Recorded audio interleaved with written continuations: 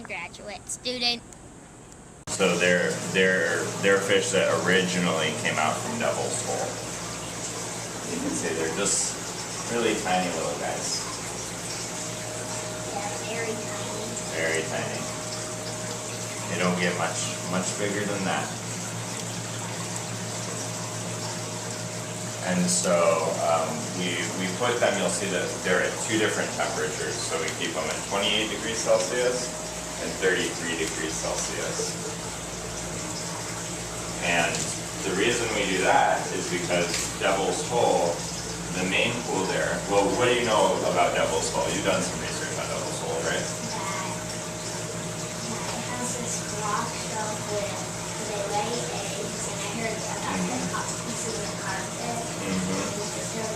Yeah, and then we have the piece of the carpet too.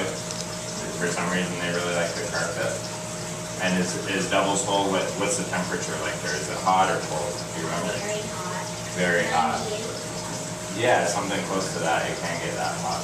And so 33 degrees is Celsius. It's like close to, it's like 92, 94, and that's the coldest it will ever get, at least in the main pool of Devil's Hole. And so these are the fish that are found at the temperatures close to when Devil's Hole is found out. These are the fish that can go a long time without using oxygen. And they also, let's see, do you remember reading about anything that made the Devil's Hole pupfish different from other pupfish, like what they looked like or anything like that? I know that their fins changed, but yeah. Very good, yeah, the fins. So when the first guy who discovered the Devil's Hole pupfish, he said that this pupfish doesn't have any pelvic fins. So pelvic fins are just a little set of fins that are kind of, they're tough to see where they are. But you see the big, you've got a tail fin, and then you have that big fin just above the tail fin on the lower side. And so most fish have these little fins right about right here on their body, called pelvic fins, and they're almost kind of like legs for us, sort of a thing. And the first guy who found the Devil's Hole pupfish, he said that the Devil's Hole pupfish doesn't have any pelvic fins. But what we noticed is that when you change the temperature on these guys, and some other people noticed it too. So when you rear these fish at lower temperatures, like down at 28 degrees C, which is about, 80 degrees, maybe 82 degrees Fahrenheit, that they start to grow pelvic fins. So that made us kind of wonder, hey, what's up with this whole thing about pelvic fins, and are the Devil's Hole fish as different as they say they are? Can I ask you some questions? Yeah.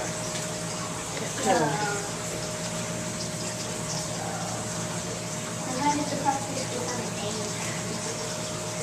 So the pupfish became endangered. It was probably always endangered to some extent because they're only found where? Yeah, so they're only found in one area. So usually scientists call something endangered if they only are found in one area. Because if that area changes, then the pupfish aren't going to have anywhere to go, right? They can't move across the desert.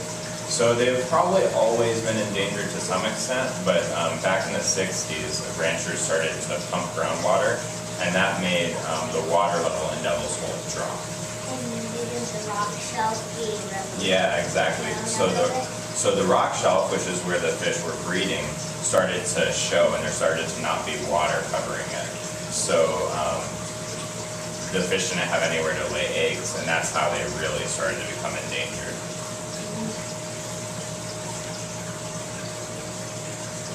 How much oxygen is? So it's really variable. Some of them will use a lot of oxygen, some of them will use close to no oxygen, and some of them will go 2 or 3 hours without consuming even but just a little bit of oxygen. So it really depends, just like people look all sorts of different, and people have different ways that they use energy. The pupfish are really different as well. So it really varies.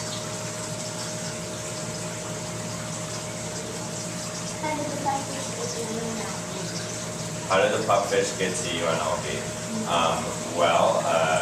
Dr. Van Brooklyn and his friend, Dr. Hilliard, who is the guy I told you about who goes diving in Devil's Hole and counts pupfish. They were approached by a Fish and Wildlife Service person because they had these fish that they originally got from Devil's Hole, but they thought they might be hybrids. They thought maybe some other fish had bred with them. And so they asked Dr. Hilliard and Dr. Van Brooklyn to do a project because Devil's Hole, there's not a lot of oxygen in there and there's not a lot of food in there. So they wanted just to find out how much energy the pupfish need to survive. And so that's how we got the fish. And then we kind of learned some really interesting things about them. So we ended up keeping them and we do a lot of stuff with them now.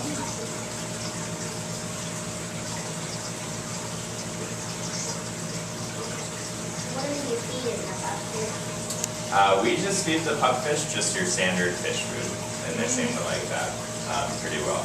There's a vitamin kind of pellets that we feed the larva, so the baby pupfish, and then we just kind of feed standard minnow food to the pupfish. Okay. Because isn't it out of breeding season, the pupfish have breeding? Yeah, so generally during breeding season, they turn bluish, the males, and during other times of the year, they're not as colorful. So how many pupfish do you have here? We have, I think we probably have 300 to 400, somewhere in that range. Yeah. I study, I'm really an ecologist, but since I work with Dr. Van Brooklyn, I study physiology.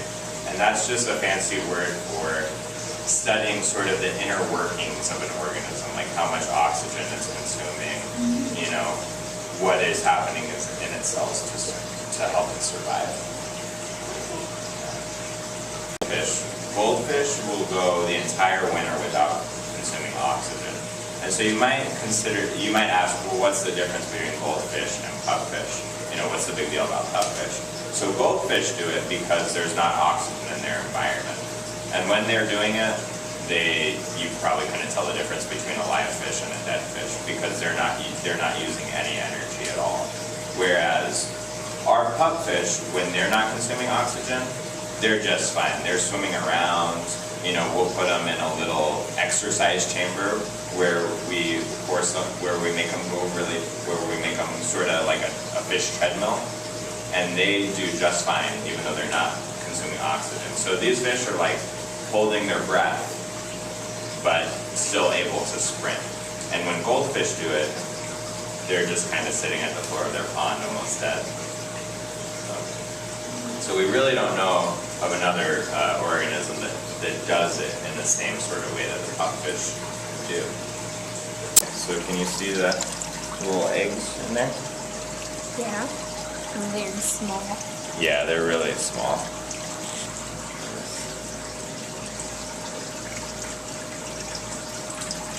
So yeah, we have people that come in and just scan the carpets and take the little eggs and put them in tubes, and then eventually they hatch out, become little pupfish. Chop! Chop! Chop!